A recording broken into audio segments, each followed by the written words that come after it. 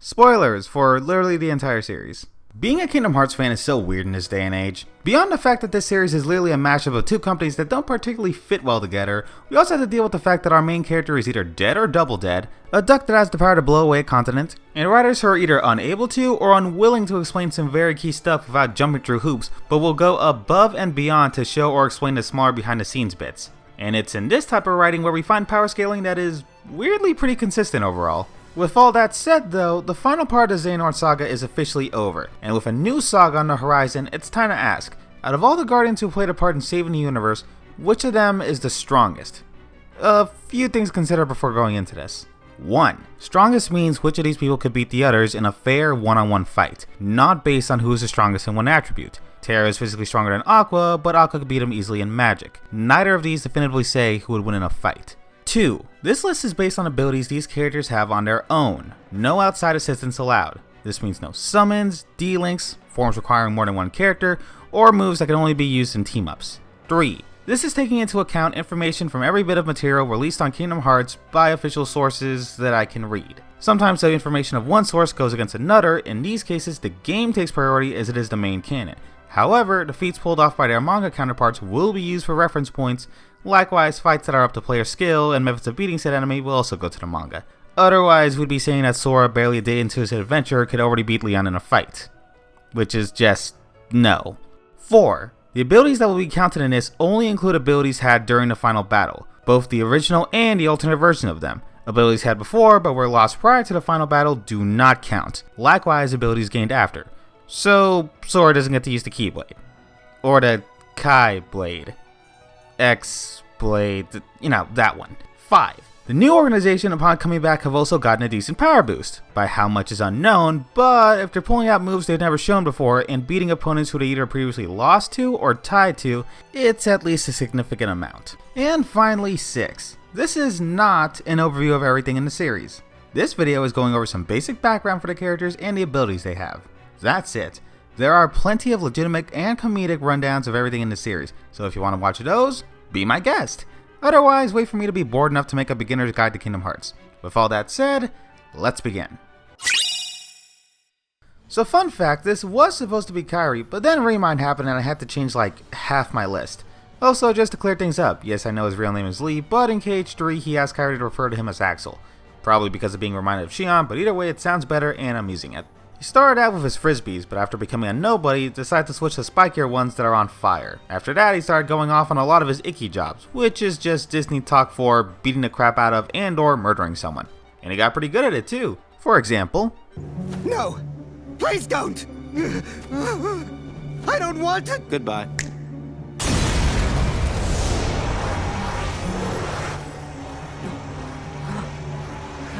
Fun stuff. And even managed to hold his own against Pinky here, putting him at the very least above half the original organization. And as previously shown, specifically to a horrified and likely traumatized 14-year-old pre-memory wipe, Axel does fire. Fire walls, fire pillars, fire-covered spike frisbees, he sets the ground on fire, he sets the air on fire, he sets the U on fire. If it burns, it will.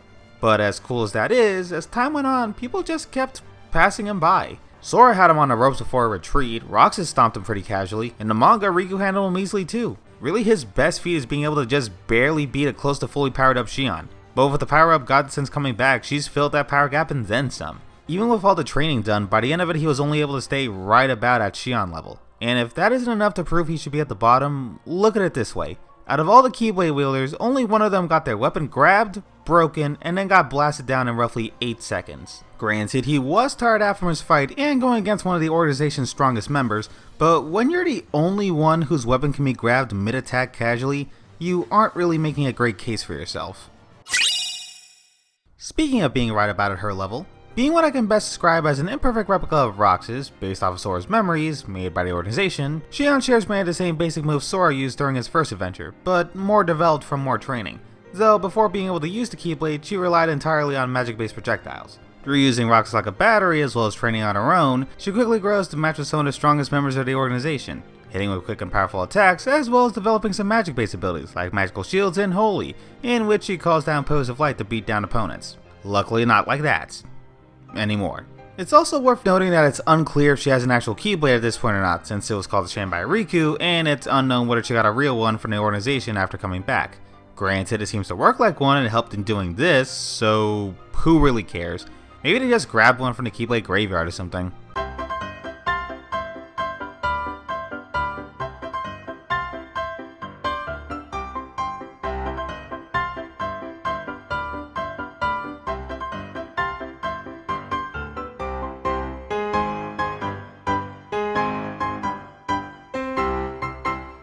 She also gained the power to copy other people's abilities, somehow. I guess it's cause she's a replica? Can she do this with everyone she teams up with? Cause that would be amazing. Make that a thing in the next spin-off with them. Regardless, in terms of her best feats, she seemed to be overpowering Kairi for a bit, but considering how beat up she looks right after, it's safe to say that Kairi was probably beating her down a bit more off screen. Either that or that slide kick from Xemnas is deadly. She handled Xigbar back in the original organization just fine, but seeing as Axel took her down, so could he. She couldn't take on Riku, and she failed to beat Roxas despite sucking up pretty much all of his power, though it's fully possible she just let herself lose. Really, the most impressive thing she's done is get Axel to collapse from his injuries after their fight, after which he got a Keyblade and she got a power-up, but like I said before, if Xemnas has to guard her weapon while casually grabbing Axel's, she's probably stronger. On that note, this really has nothing to do with anything, but if you really like this character, read the 358 manga. It does so much for her that the games don't. At one point she adopts Pluto, it's the greatest thing ever, I love it. Alright, that's about it. Next character. Ventus is here because he didn't fly as far as Axel did when taking a hit from Terranord. That's it. I know that sounds cruel, and trust me, I don't hate Ventus, but there just isn't much he did in terms of significance. I'd talk about his history during Union Cross, but I don't care. Neither do most people who don't have the money to spend on weekly banners. All you need to know is, being one of the special wielders chosen to lead the next generation of Keyblade wielders and training under the strongest Keyblade wielder at the time, he was unable to win against a group of about 14 medium tier Heartless during a time period where darkness had not covered the worlds, and therefore would likely not be as strong. Heartless, mind you, that were taken care of by some 14-year-old kid who had only encountered these creatures for maybe 3 months at best, and whose only support was this. Oh, but Ventus didn't even fight back, so it doesn't count. That makes it kinda worse. He has a Keyblade, a weapon made specifically for handling this sort of thing. Just swing and hope you hit something, that's it. No dark powers required. But alright, training be damned, I guess. Then Vanitas happened and he got put into a coma. Get used to that. Eventually though, he got better and started getting stronger, both from his training with his new friends and from the constant fight against the unversed. His style focusing on fast backhanded attacks. They aren't meant to be so much strong as they're meant to be quick, sort of chipping away at your opponent attacks. But he has been outclassed in speed and caught off guard before, usually resulting in him being down and out real quick. Honestly, this placement is entirely dependent on how strong you consider pre-organization Vanitas to be, as his best feat is taking him down in his deep dive while he was still wielding the incomplete X-Blade, which considering on the outside was causing enough trouble for both Mickey and Aqua to have to step in, is probably pretty significant. Then again, Vanitas was only able to do that because both of them were still relatively weak at the time, and Aqua had just barely recovered after being knocked out after winning a fight against Lucio. Or Xigbar, who cares. Ventus was actually losing to the new stronger Vanitas before Sora showed up, and the very best this Vanitas had managed to do was handle Aqua by threatening a comatose Ventus. Simply put, could pre-organization Vanitas take Axel in the fight? Yeah, I'd say so. Xion? More than likely yeah, but I could see it being a relatively close fight. Anyone else? Yeah, probably not. And unless any evidence has shown that Ventus can do better, he can take a hit way better than Axel can, and that's about it. Next. Alright, so like 90% of the people who watch this are going to disagree with me, but hear me out on this one. Out of all the Guardians of Light, Kairi has had by far the smallest amount of battle experience, with her not wielding a Keyblade until the end of KH2. Yet despite this, she seems to have more battle potential than any of us can really tell right now, with her being able to take getting swarmed by Heartless before even getting a Keyblade and managing to take out a small group of them afterwards. And keep in mind, she's not like the others who got any sort of training or spent any time doing physical stuff before getting it. Prior to this, all she did was do terrible in races against Zora and Riku and help build a raft. That's it. And no, it's not like she's just swinging that thing wildly around either. Much. She has at least some talent with it at first. Not a lot, but some. In the manga, she was able to dodge hits from Sykes' nobodies, fling her Keyblade at Xigbar's face, and take out entire groups of Shadow Heartless in one hit. Abilities that seem at least close to what she should be able to do in the game, considering she was able to make it back to Sora and company after getting knocked out of Xemnas' Twisted World. Even with Mickey's help, she shouldn't have been able to do that if she was totally helpless. And while she is a bit more active in the manga than she is in the game, actually a lot more, read the manga, it's so good, there is a more plausible reason for why she has any skill despite just starting out. The events of the first game. She spent the entirety of it within Sora, and it's fully possible that she gained at least some knowledge from that. Hell, that would probably explain why she has the exact same battle pose that he does, something that's only shared with Roxas and Xion, two people who used to be part of Sora, so it just makes sense. Speaking of, after completing her training with Axel, she was holding off Xion pretty decently, leaving them both a bit beat up. The difference is, afterwards, Xion got taken out by a kick and then casually blocked, while Kairi was able to hold off Xemnas for a bit, even breaking two of his blades. Keep in mind that this Xemnas seems to be just as strong, if not stronger than the version of Xemnas that was holding back Endgame Cage to Sora and Riku. Even if you argue that she caught him off guard or if the blades were weakened because of Roxas and Xion, that doesn't change the fact that he was actually struggling for a bit, and that she managed to do more than Roxas and Sora in that moment. And to everyone who's saying, oh, but she got captured, well, you're not wrong, but this is her first day on the job, she's fighting against someone who can do this.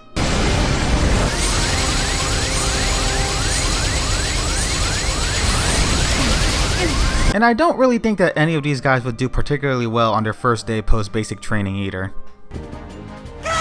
I sent out a flurry. It's alright. Leave this to me. Jack, don't lose that key. Yeah, probably not. Plus, Sora got caught by the exact same thing like 10 seconds later, so kinda puts a bit of a hole in that argument. Speaking of Sora, let's talk about the fact that she and him fought an armored Xehanort even stronger than the one fought by him, Donald, and Goofy, who was fighting with 12 Keyblades at once and throwing down meteors casually. Even if we assume that Sora was doing most of the work, which he was, let's be honest, the fact of the matter is that by the end of it they aren't exhausted, which means either Sora managed to become twice as strong over the course of a day, or that Kairi is at the very least stronger than both Donald and Goofy put together by a sizable margin. I'm not sure how strong this makes Kairi, but considering she can guard against attacks like this, can teleport mid-combo, and can move her Keyblade with just her magic, something that other Keyblade wielders need to go into a second form to do, except Ventus, but that attack sucks, I'd say she's pretty strong. Hell, just the fact that she's able to hit this guy is enough to put her this high on the list. Regardless, these four are the characters that need the most love right now, but Kairi really needs to step up and start going on adventures. If this is how strong she got from training from Axel, imagine how strong she would be from going on an actual adventure. Make it happen, Square. Next game, Kairi, the main character who saved Sora, would literally bring her entire story arc together perfectly. Till then, next number. Okay, so before anything else, yes, I realize the events of Remind should probably land Mickey higher on this list, but unlike Kairi, who showed off new powers and skills without assistance, Mickey spent about an hour and a half slowly walking towards a keyhole only to have Sora do about 90% of the work. That said though, both Mickey and Riku seem to be more or less around the same level as the feats in this game show, so I'll give information on both and let you decide who's stronger. Starting with Mickey, okay, so you remember like 2 numbers ago when I said this? Ventus is here because he didn't fly as far as Axel did when taking a hit from Terranort. That's it. Well, Mickey is only here because he took on 3 organization members at once and stopped the entire new organization. Mickey!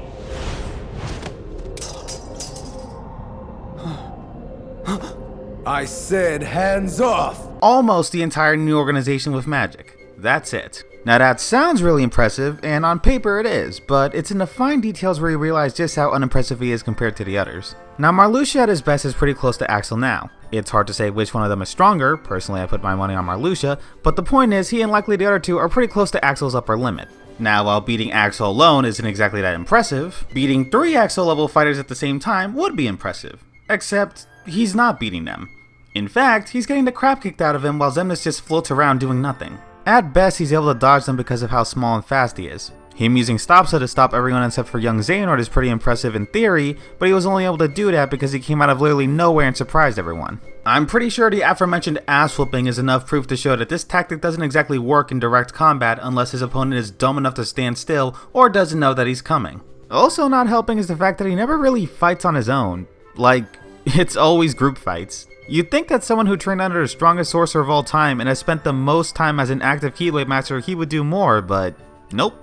In fact, comparing him with the other Guardians just makes things kinda worse for him. Even with help, he barely managed to last against 2 waves of Heartless in a Realm of Darkness, while Aqua lasted there for at least 10 years before getting corrupted. Sora managed to not only fight against the same 3 organization members as before, but beat one of them to free Mickey, who eventually got caught. Again. And considering how both Roxas and a possessed Terra managed to do against Axel, it's safe to assume that they would handle the 3 organization members just fine. Even with his most recent feat of power, he needed to get saved, was barely standing, and needed help from Sora to blast these guys away.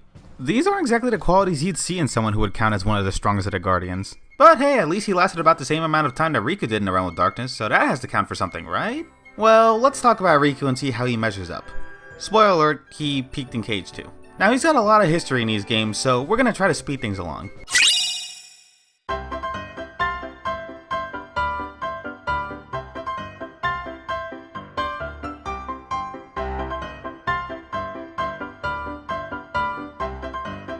You get all that?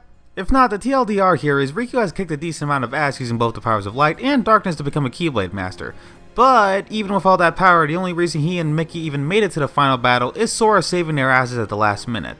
Granted, that happens to everyone in this game, but she's new, he's had a working body for less than a day, these three just got their body/memories back, he was depowered for most of the game, actually, no, he just sucks. And she has PTSD and had to fight against this What I'm trying to say is these two are Keyblade Masters in their prime. They should be doing better. Especially since, just like Mickey, comparing Riku to the others doesn't really help his case. Once again, Aqua managed to last in the realm of darkness for way longer without much help. And both she and Sora managed to catch up to Riku going at his fastest in no time. Unless you want to tell me that he isn't running his fastest to take care of his gravely injured friend. Also, like Mickey, most of his important fights are tied to group fights, at least the more recent ones. His best solo feat was fighting and holding off Roxas without his dark powers, but even then, this was right after he had fought against Xion, a small army of Neo Shadows, and after tossing one of his Keyblades to Riku. I think the only way he could have handicapped himself more is not using a Keyblade at all. Even then he probably still would have kicked his ass. Even if we consider all the power Riku has now, it's still unlikely he'd beat him since Roxas managed to pull out even more power. More on that later. Now some of you are probably pointing to two other fights he did on his own, so let's talk about those. Before Sora showed up, Riku was fighting against Xigbar and Dark Riku at the same time. Dark Riku before the new organization wasn't as strong as Axel, since if he was, why not just absorb him too? And Xigbar got his ass kicked by Xion before the new organization too, so he also isn't as strong as Axel by this point. By the end of Chain, Riku had barely managed to take on Ansem in a one-on-one fight and win. So, even if we make the argument that post-new organization Dark Riku and Xigbar are somehow as strong as Ansem, the strongest being in the castle at the time, which I'm going to go ahead and say they aren't, they still wouldn't be as strong as Riku was by the end of Chain. And considering how a heavily handicapped Roxas still managed to beat an even stronger version of Riku, I'm going to go out on a limb and say that a fully powered up Roxas would still outdo them both.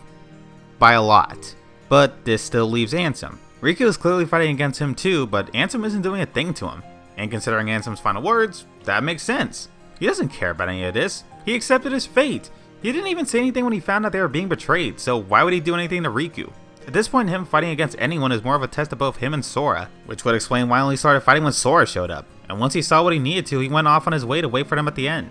Tell them to seek new things, broaden their horizons. Does that sound like someone who would fight Riku 3-1? So at best, this match was Riku holding off two people he would normally have no problem beating for a relatively short amount of time.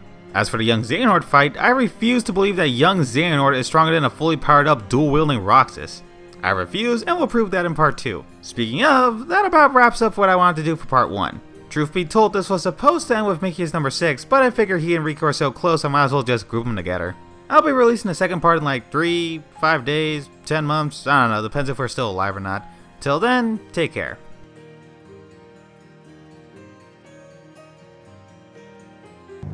No! Please don't! I don't want to. Goodbye.